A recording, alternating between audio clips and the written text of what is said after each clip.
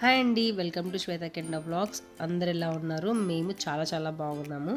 ముందుగా అందరికీ happy Ugadi. Sorry, ఈ వీడియో చాలా చాలా లేట్గా పెడుతున్నాను. బికాజ్ నాకు బ్యాక్ టు బ్యాక్ ఈవెంట్స్ ఉండే, నా బర్త్డే ఉండే, సో అస్సలు కుదరలేదు. ఆఫీస్లో వర్క్ కూడా ఉండే, అందుకని కొంచెం ఈ వీడియో లేట్గా వస్తుంది. థ్యాంక్ యూ సో మచ్ అండి. ఎవరైతే నా వీడియోస్ని చూసి లైక్ చేస్తున్నారో, సపోర్ట్ చేస్తున్నారో అందరికీ థ్యాంక్ యూ సో మచ్. ఇలాగే మీ సపోర్ట్ ఎప్పుడూ ఉండాలి. ఇంకా మంచి మంచి వీడియోస్ చేయడానికి ట్రై చేస్తాను. ఉగాది పండుగ రోజు నేను పిల్లల్ని స్కూల్కి పంపించలేదండి. ఎందుకంటే ఇంతకుముందు చెప్పాను కదా వీడియోలో, అంటే నా ప్రీవియస్ వీడియోస్ చూసిన వాళ్ళకి ఒక ఐడియా ఉంటుంది.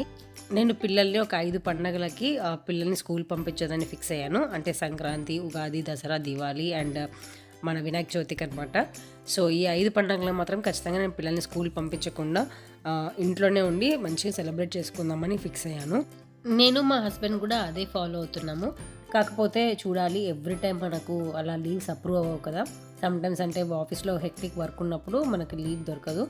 బట్ మ్యాక్సిమం మేమిద్దరం కూడా అదే ఫాలో అవుదాం అనుకుంటున్నాం. బట్ ఈసారి మాత్రం నేనేం లీవ్ పెట్టలేదు. ఎందుకంటే మమ్మీ, డాడీ, అత్తమ్మ అందరు ఉన్నారు కాబట్టి వాళ్ళే మ్యాక్సిమం పండగ సెలబ్రేట్ చేశారనమాట. ఈసారి మాత్రం మేము పండగ చాలా బాగా చేసుకున్నాము. ఎందుకంటే ఆఫ్టర్ లాంగ్ టైం మేము ఫ్యామిలీ అంతా కలిసి ఉన్నాం కదా. నా దృష్టిలో అసలు పండగ అంటే నలుగురు మనుషులు ఉంటేనే ఇంట్లో అదొక పండగ వాతావరణం. అది పండగ రోజైనా నార్మల్ డేస్ అయినా ఒక నలుగురు ఇంట్లో ఉంటేనే సందడి అండి. అంటే ఇంతకుముందు మేము అంటే నేను, మా హస్బెండ్, పిల్లల వరకే ఉన్నప్పుడు ఎంత పండగ చేసుకున్నా కానీ ఏదో ఒక లోటు, ఏదో వెల్తీగా అనిపించేది మా వరకే ఉండి. అంటే మనకి ఇండియాలో ఏంటంటే ఒక నలుగురు కనిపించి మన పక్కింటి వాళ్ళకి మనం పిండి వంటలు పంపడం, వాళ్ళు మనకి ఇవ్వడం, షేర్ చేసుకోవడం, ఇవన్నీ బాగుంటాయి కదా. ఇక్కడ ఏంటంటే ఎవరు లేకపోయేసరికి మనకు కొంచెం లోన్లీగా అనిపిస్తుంది. బట్ నాకు అదృష్టం ఏంటంటే మా ఇంటి పక్కన అంతా ఒక 4-5 ఫ్యామిలీస్, క్లోజ్ ఫ్యామిలీస్ అయ్యారు తెలుగు వాళ్ళు. సో మేమంతా అసలు ఇండియాలో ఉన్నట్టే షేర్ చేసుకోవడం, పిండి వంటలు, ప్రసాదాలు అటు ఇటు షేర్ చేసుకోవడం అవన్నీ జరుగుతున్నాయి. సో చాలా బాగా ఎంజాయ్ చేస్తున్నాము. పైగా పెద్దవాళ్ళు మన ఇంట్లో అంటే ఆ పండగ వాతావరణమే వేరు. ఎందుకంటే వాళ్ళకున్న నాలెడ్జ్ కానీ, వాళ్ళకున్న అనుభవం కానీ మనకు ఉండదు కదా. సో వాళ్ళని అసలు ఎవరు బీట్ చేయలేరు. సో ఇంకా పండగకి వస్తే పొద్దున అందరం స్నానం చేసి పూజ అయిపోయింది. ఇప్పుడు అత్తమ్మ భక్షాలు చేస్తున్నారు, మమ్మీ ఏమో కంకణాలు కడుతుంది. అండ్ గారెలకి పిండి రెడీగా ఉందన్నమాట. సో గారెలు అండ్ దానికి కాంబినేషన్గా వెన్న అనమాట.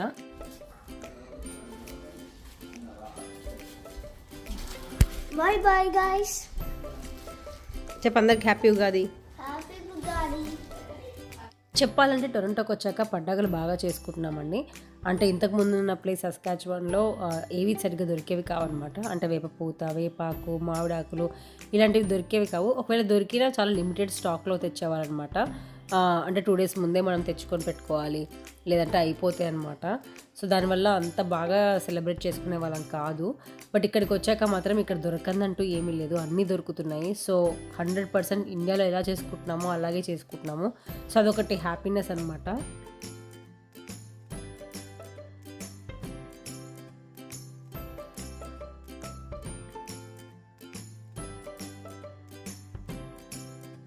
మమ్మీ అందరికీ ఇక్కడ కంకణాలు చేసిందనమాట. సో అది ఇప్పుడు నాకు కడుతుంది. యాక్చువల్లీ మామిడాకులతో కడతారు, కానీ ఇక్కడ కొంచెం మామిడాకులు షార్టేజ్ ఉండేసరికి తమలపాకుతో కడుతుంది. ఈవెన్ మనం ఉగాది పచ్చడి చేస్తే కొత్త కుండలో చేసి దానికి కంకణం కడతాం కదా. సో ఇలాంటి చిన్న చిన్న విషయాలు నేను ఒకదానే పండగ చేసి ఉంటే ఇలాంటివి మర్చిపోయేదాన్ని.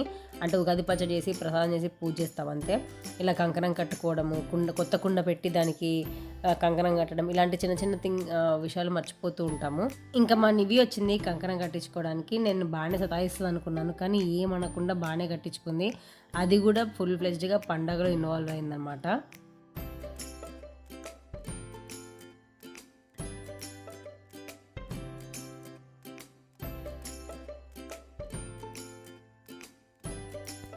అండ్ మా మమ్మీ ఉగాది పచ్చడి చేస్తుంది, చాలా చాలా బాగా చేస్తుంది.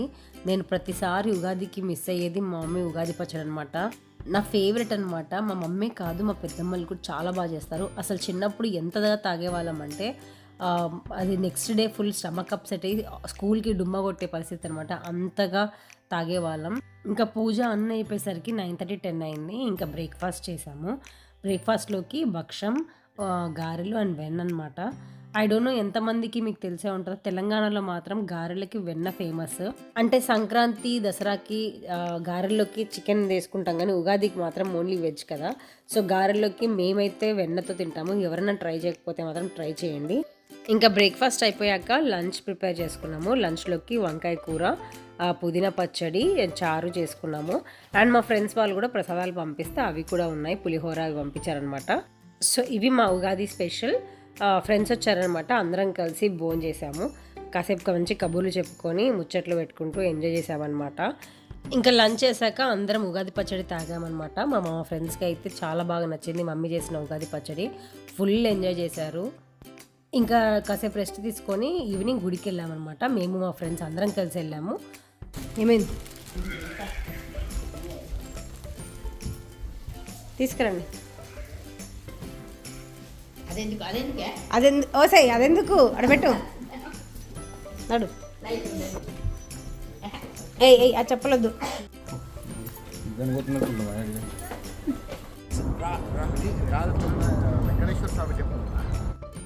అండ్ బ్రాంప్టన్లో గుడికి వెళ్ళామన్నమాట. అంటే వెంకటేశ్వర స్వామి గుడి చాలా బాగుంది, స్పేషియస్గా ఉంది. అండ్ జనాలు కూడా తక్కువగా ఉండే, కొంచెం మంచిగా టైం స్పెండ్ చేశాము. ఈ గుడి వచ్చేసి మా ఇంటి నుంచి 40 కిలోమీటర్స్, అంటే ఒక 40 మినిట్స్ దాకా పట్టింది, 40 to 50 మినిట్స్ దాకా పట్టింది. సో అందరం మంచి ఒక లాంగ్ ట్రిప్ వేసినట్టు అనిపించింది.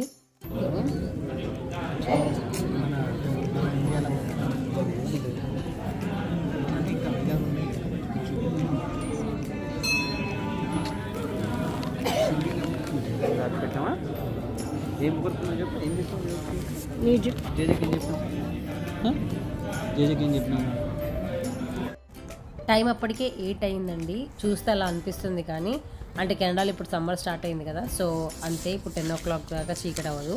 సో బాగా ఆకలి అవుతుంది అనమాట. ఇంక ఇంటికి వెళ్ళి వండుకునే ఓపిక లేక అందరం రెస్టారెంట్కి వెళ్ళాము.